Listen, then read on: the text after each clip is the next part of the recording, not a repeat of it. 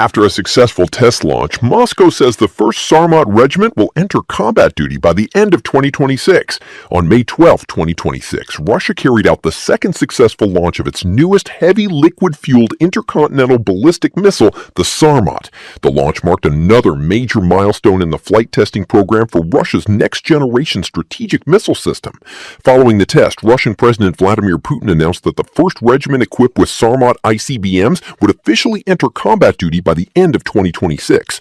A ballistic missile of this class is being developed in modern Russia for the first time. The Sarmat is intended to replace the Soviet-era Voyevoda missiles, which until now have remained the most powerful ICBMs ever deployed. Thanks to the immense power of its liquid-fuel rocket engines, the Sarmat is expected to carry an unprecedented payload, between 10 and 14 medium-yield thermonuclear warheads, each with an estimated yield of around 700 kilotons. Conventional ballistic warheads can be deployed together with penetration aids designed to overwhelm missile defense systems. However, maneuverable hypersonic glide vehicles present an entirely different challenge.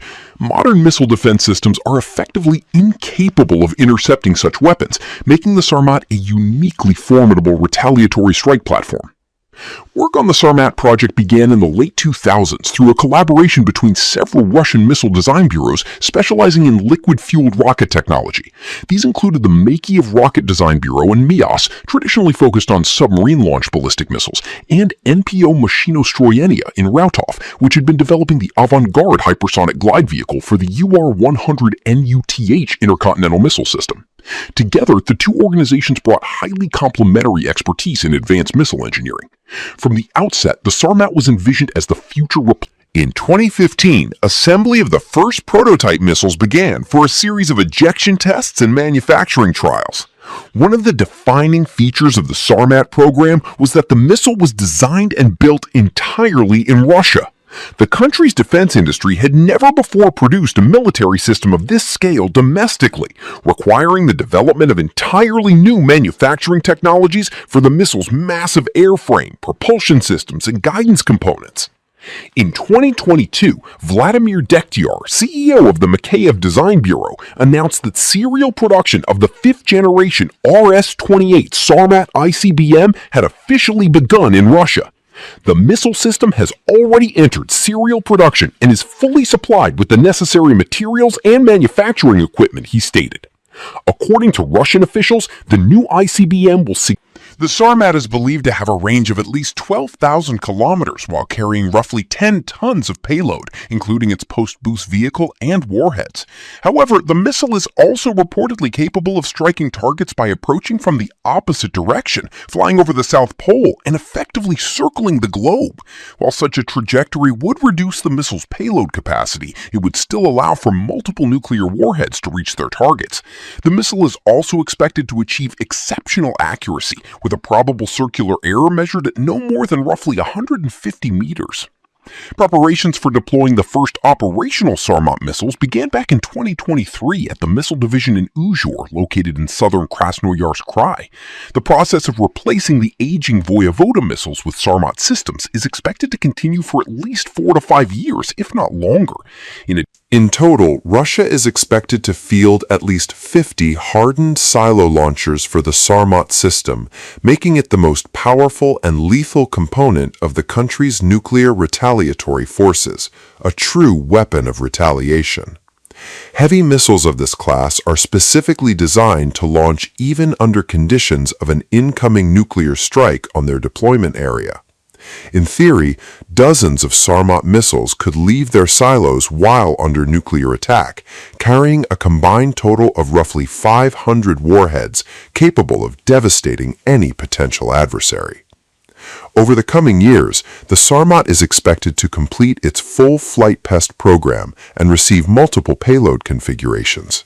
One variant will reportedly carry traditional mirrored ballistic warheads similar to those used on the Voyevoda system. Another, more advanced configuration would deploy hypersonic maneuverable glide vehicles developed by NPO Mashinostroyenia. What makes these glide vehicles so difficult to defeat is their flight profile. Unlike traditional ballistic warheads, they travel along a relatively low, flattened trajectory at hypersonic speeds near the edge of the atmosphere, while retaining the ability to maneuver both in altitude and direction. As a result, they are detected much later than conventional re-entry vehicles and are extraordinarily difficult to intercept due to their unpredictable maneuvering. The Sarmat may be able to carry more than a dozen standard warheads, but likely no more than 3 to 5 hypersonic glide vehicles. Nevertheless, such payloads would presumably be reserved for the highest priority strategic targets, and according to Russian military doctrine, those targets would be struck with near certainty. Does any other country possess missiles comparable to the Sarmat? At the moment, no. China still operates heavy liquid-fueled missiles, but those systems are generally considered technologically outdated. Once the Sarmat enters operational service, this stands in stark contrast to the United States land-based nuclear arsenal, which still relies entirely on the Minuteman III ICBM, a missile originally deployed in the 1970s and subsequently modernized several times during the 1990s and 2000s. Much of America's ground-based strategic nuclear force is now widely seen as overdue for replacement and modernization. Russia's strategic rocket forces, by comparison, are poised to field what many in Moscow describe as the most powerful combat missile ever created. Without question,